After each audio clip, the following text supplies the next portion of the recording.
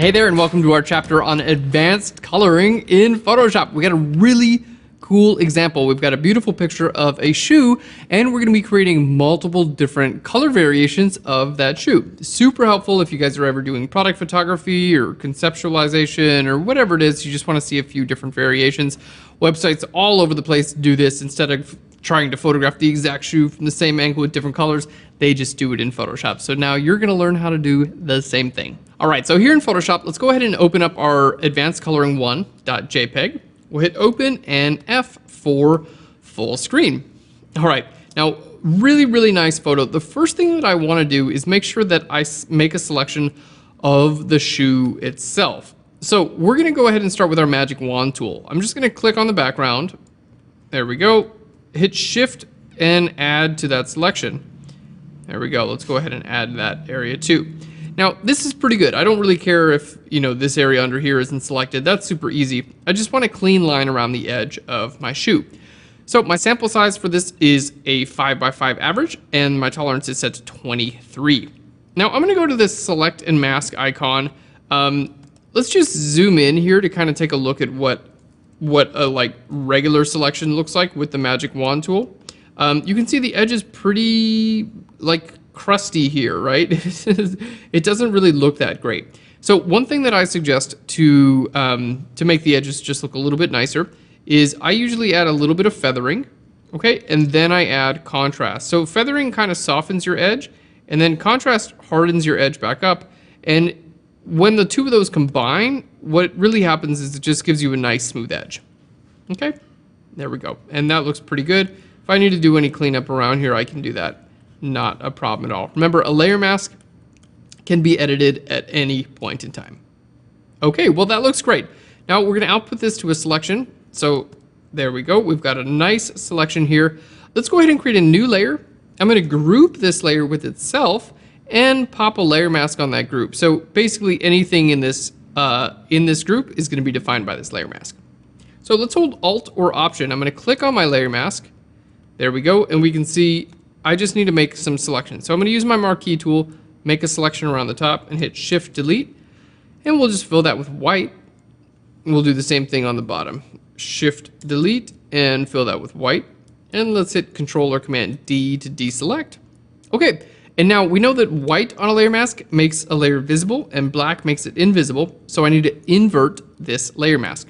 So on the layer mask, just hit Control or Command I and it inverts it. So really nice.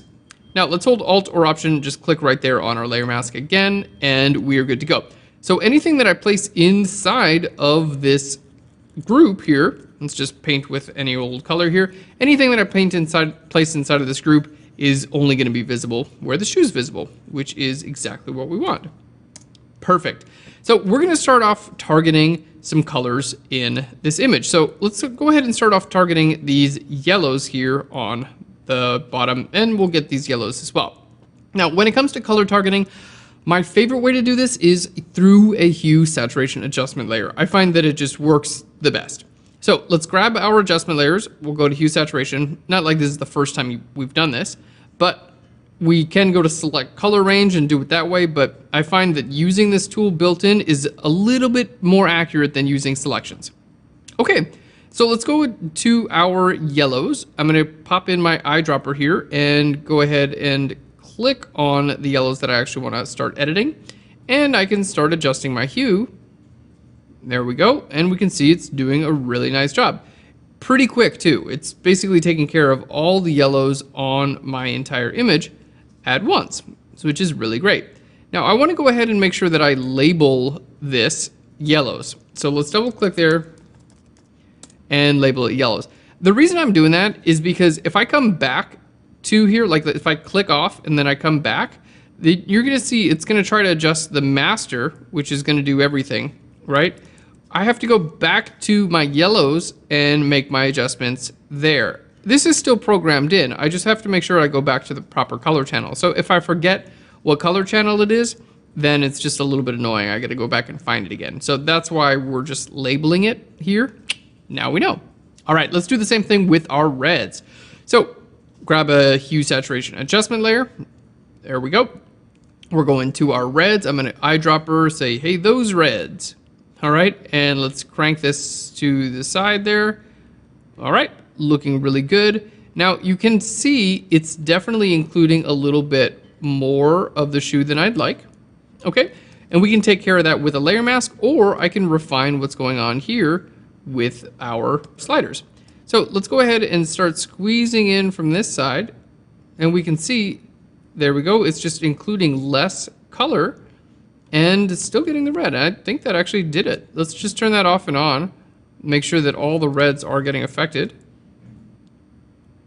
Okay, it looks like they are. There we go. And it doesn't look like anything else is being affected. So that was a pretty fast fix. How nice. So let's double click there and we'll call that reds. Okay, just so I can get back at any time. There we go. Okay, now for the next color, which is this like this color here, I may be able to target it in the same way. Let's go to hue saturation. I'm going to try blues, and let's see if we can target those blues. So I'm just going to target those. There we go. And we definitely have, yeah, we can definitely add saturation and change the hue. Okay, cool. Looks like we're able to target it in the same way because there was a little bit of blue in there, which is really nice. Now, if that was gray, it would be a little bit of a different story. There we go. I'll show you guys what to do if it was gray. All right, if I click on this colorize button, yeah, that colors everything. So that's why we need a target. So let's go ahead and we'll get back to our blues. We'll say, hey, you, target those blues. And now we can kind of change those and I can adjust my saturation. Okay, so let's go in here. I'm just gonna double click here and call this blues. There we go. Now, let's see if this was gray, because you can't target a gray, right? It's not, no color there. If this was gray, what I would do is go to new layer, select, and then down to color range. And then we're just gonna select this color range here. Click this little add icon and make sure we're selecting, there we go. All right, properly selecting these colors. So I'm just adding. All right, and that's looking really nice. Okay, so let's hit OK there. And now with that loaded up, we can create a hue saturation adjustment layer, and it loads that selection into the layer mask, and I can click on this colorize icon, and it's gonna colorize this to anything that I want. So I have a little bit more control here, like with my saturation. You can see, I think this is probably the way to go. I think this looks really nice there. All right. Now, the only problem here is it's also getting the bottom of the shoe. So let's go ahead and just click on our layer mask. Now, remember, we're defining the image, defining these layers basically with this layer mask. So if I shift click this, you're gonna see that this would actually wind up coloring the background too, because the background got selected because it's gray. So there we go. That's why we loaded that selection in. So it really helps out with that. Okay, great. Now let's go ahead and start loading this up in here as well. I'm gonna create a duplicate of it, so we'll have two versions.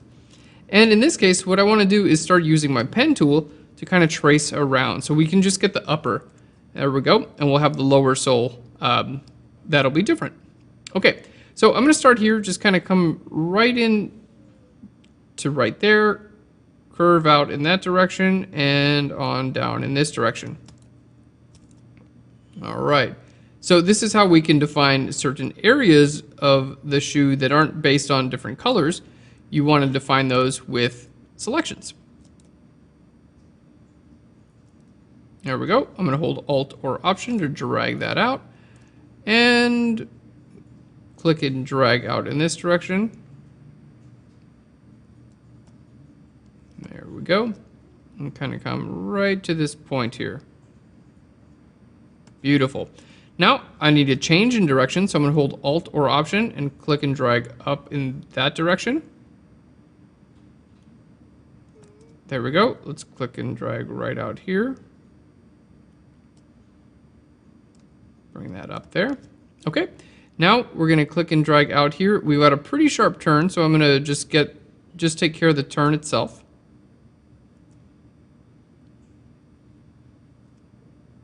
Looking great. Alt or Option, click, and we're gonna go back around in this direction now. This really is such a nice picture of a shoe.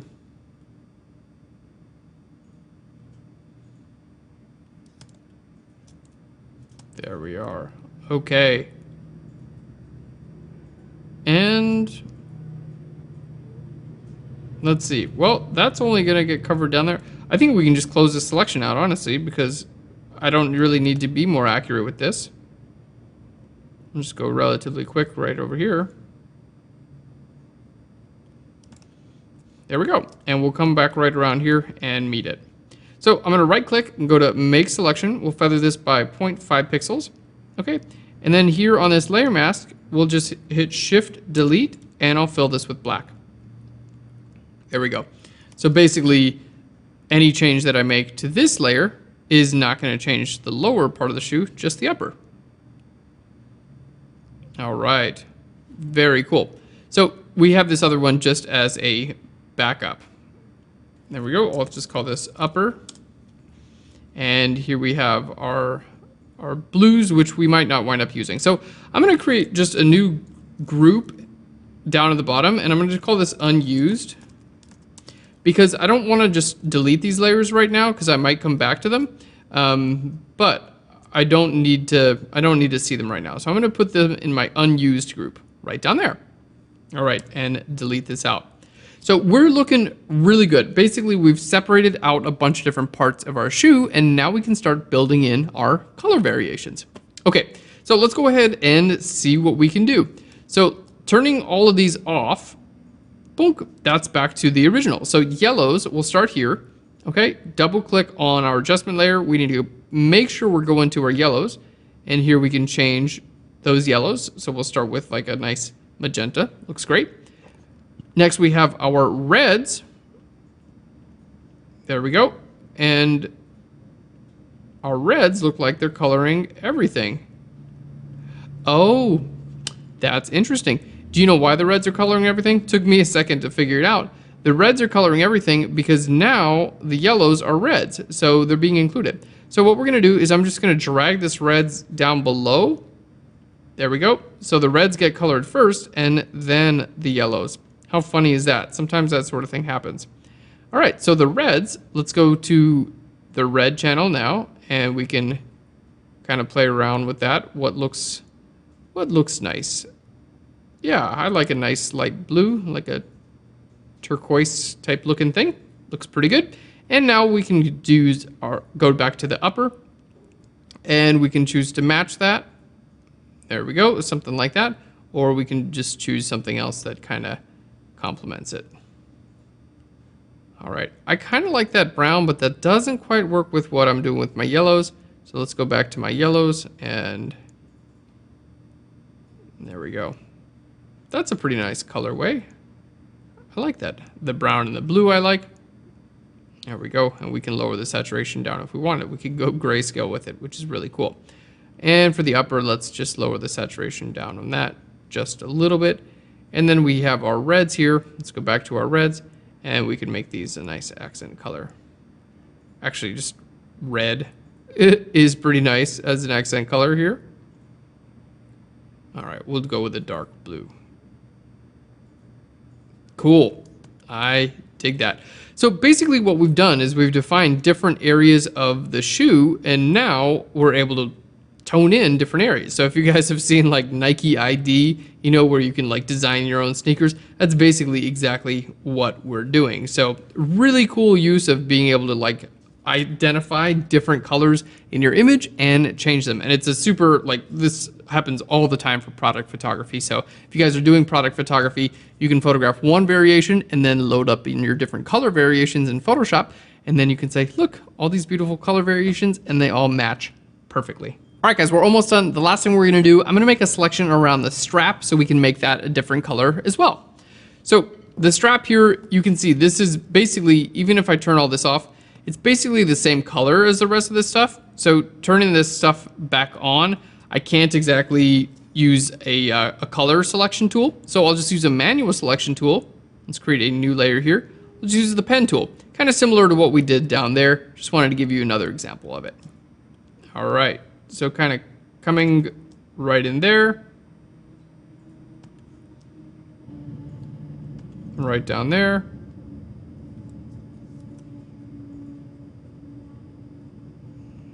Let's see. I'm going to create another point here and just hold controller command and move that in just a tiny bit. There we go. Go back to the original point just to make sure. Sometimes when you're using the pen tool, it forgets that you're trying to do the same line. So just go back to that original point and hover over it. It looks like a square with 2 lines coming out either side. And go ahead and click, and that's going to allow you to continue working on the same path. That's definitely tripped me up a few times when I first started using this tool. I'm like, what? It's not letting me go on the same path anymore. Yeah, you just gotta zoom in and click on the button there. Did it to me again. There we go. All right.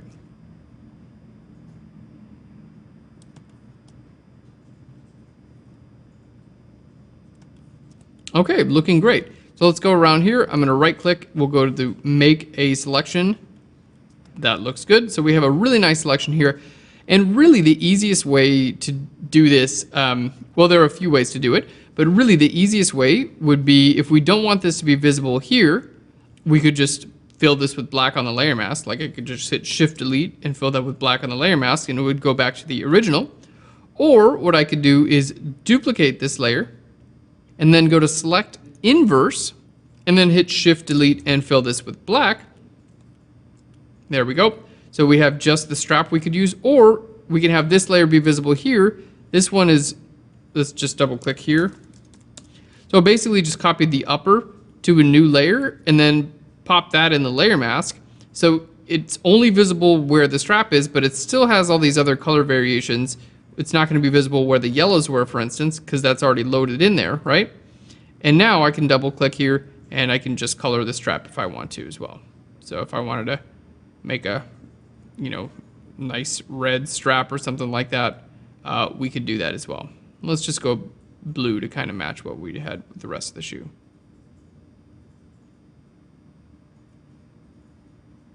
There we go.